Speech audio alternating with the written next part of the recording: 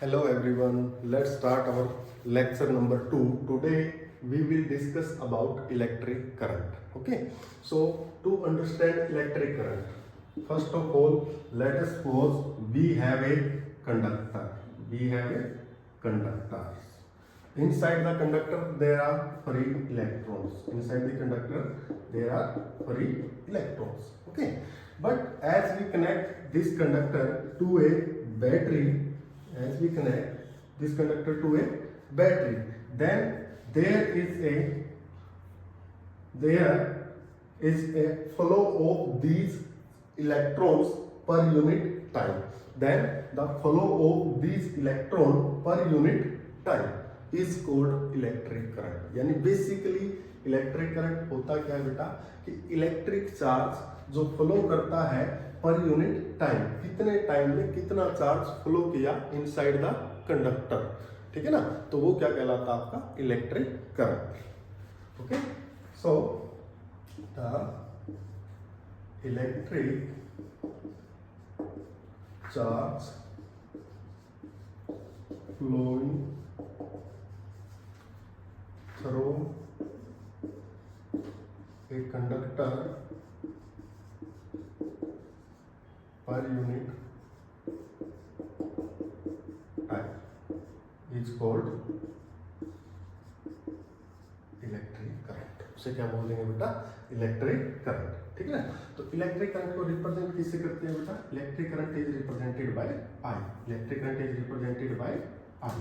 I is equal to what, I किसके equal होगा, कौन फ्लो कर रहा है बेटा, इलेक्ट्रिक चार्ज. कौन फ्लो कर रहा है, इलेक्ट्रिक चार्ज. किसके रिस्पेक्ट में, टाइम के रिस्पेक्ट में, है ना. तो आई इज इक्वल टू क्या हो जाएगा, Q by T. I is equal to क्या हो जाएगा बेटा, Q by T. Right, then we will discuss about SI unit. SI unit क्या होगी बेटा इलेक्ट्रिक करंट की, एसआई यूनिट क्या होती है, एसआई यूनिट होती है एम्पियर. एसआई यूनिट क्या होती है बेटा, एम्पियर, है ना. ऐसा यूनिट क्या होगी इलेक्ट्रिक करंट की, एम्पियर. अब आपसे क्वेश्चन पूछा जा सकता है कि define 1 ampere of electric current, है ना. Define 1 ampere of electric current. तो 1 एम्पियर का इलेक्ट्रिक करंट कब फ्लो होगा, जब वहां से 1 कूलम ऑफ चार्ज फ्लो करेगा इन 1 सेकेंड, है ना. when 1 coulomb of charge flowing through a conductor in 1 second is called 1 ampere current. यानी 1 ampere is equal to 1 coulomb of charge is flowing through a conductor in 1 second. 1 coulomb of charge flow through a conductor in 1 second is called 1 ampere. Okay, then we will discuss about electric current is a scalar or vector. Basically हमारे पास electric current क्या होता है बेटा, scalar quantity. Electric current क्या होता है, scalar quantity. But आप में से बहुत सारे बच्चे ऐसे होंगे, आप में से बहुत सारे बच्चे ऐसे होंगे कि सर स्केलर क्वांटिटी कैसे होता है इलेक्ट्रिक करंट, है ना. तो क्योंकि करंट के पास तो डायरेक्शन होती है, करंट हमेशा कैसे फ्लो करता है बेटा, पॉजिटिव टू नेगेटिव, है ना. तो करंट के पास तो क्या होती है, डायरेक्शन होती है. बिल्कुल सही बात है, करंट के पास डायरेक्शन होती है, मैग्नीट्यूड भी होता है, डायरेक्शन भी होती है, लेकिन ये triangle law of vector addition को फॉलो नहीं करता, है ना. इलेक्ट्रिक करंट क्या है, एक एक्सेप्शनल केस है जो triangle law of vector addition को फॉलो नहीं करता, इसलिए इसको क्या बोला जाता है, स्केलर क्वांटिटी, है ना. तो ये triangle law of vector addition क्या होता है बेटा, इसके बारे में हम फर्दर +1 क्लास में डिस्कस करेंगे ना.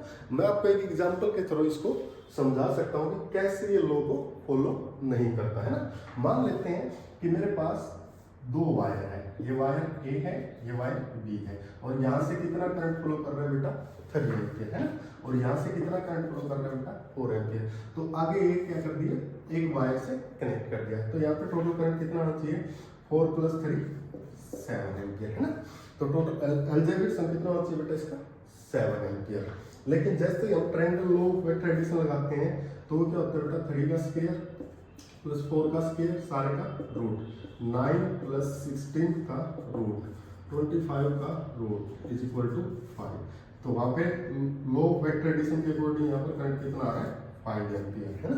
तो जो कि यहाँ पे क्या आ गया, कॉन्ट्राडिक्शन. इसीलिए इसको क्या बोला जाता है, स्केलर क्वांटिटी बोला जाता है, ठीक है ना।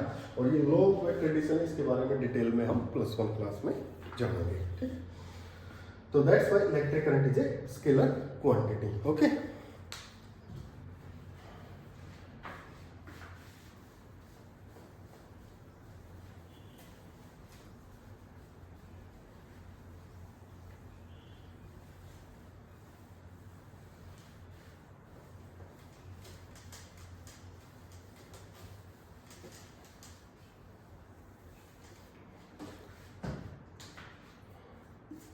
नेक्स्ट हमारे पास है इंस्टेंटेनियस इलेक्ट्रिक करंट।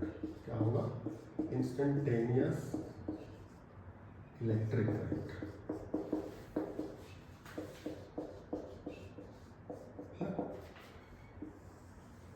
जो वर्ड आया है इंस्टेंटेनियस, है ना। इंस्टेंटेनियस वर्ड का मतलब होता है बेटा सडनली। क्या मतलब होता है? सडनली। एक्चुअल में जैसे कि आप लोगों ने इलेक्ट्रिक करंट की डेफिनेशन में देखा कि हमारे पास क्या होता है, एक कंडक्टर होता है, कंडक्टर में फ्री इलेक्ट्रॉन होता है और यहाँ से कितने फ्री इलेक्ट्रॉन पास कर रहे हैं पर यूनिट टाइम, है ना। भाई कितने टाइम में कितने इलेक्ट्रॉन पास कर रहे हैं, that is your electric current. But let us suppose किसी पर्टिकुलर इंटरवल ऑफ टाइम पे मुझे इलेक्ट्रिक करंट बताना है ना, मतलब इंस्टेंटेनियस का मतलब सडनली, ठीक है। तो इसकी डेफिनेशन कैसे लिख सकते हैं? The electric charge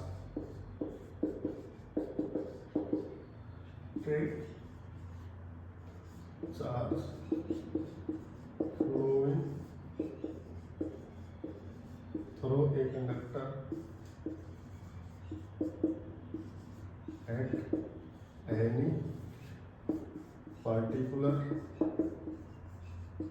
interval of time, है ना, interval of time, क्लियर। तो वहां पे क्या बोलेंगे हम? इंस्टेंटेनियस करंट, ठीक है।